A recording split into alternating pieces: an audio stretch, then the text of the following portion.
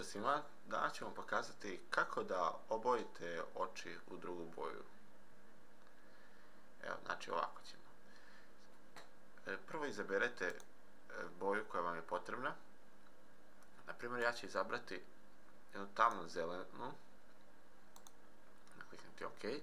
Znači, vi možete birati boju, svejedno je. I zatim idemo na ikonicu Brush Tool i kliknemo desnim klikom i izaberemo Color Replacement Tool.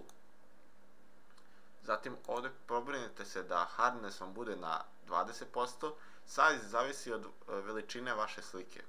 Znači to ćete sami procijeniti. Znači ja sam izabrao da hardness bude 20%.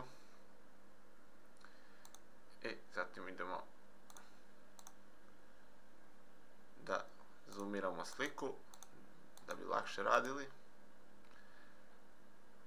I znači idemo ovako, znači levim klikom prevučete preko oka, znači ne mora to nešto da bude savršeno, jer i tako isto drugom. Ovako. I kao što vidite, kada slika se vrati u normalu, u manju rezoluciju, vidite da su boje oči promijenjene. I to je to.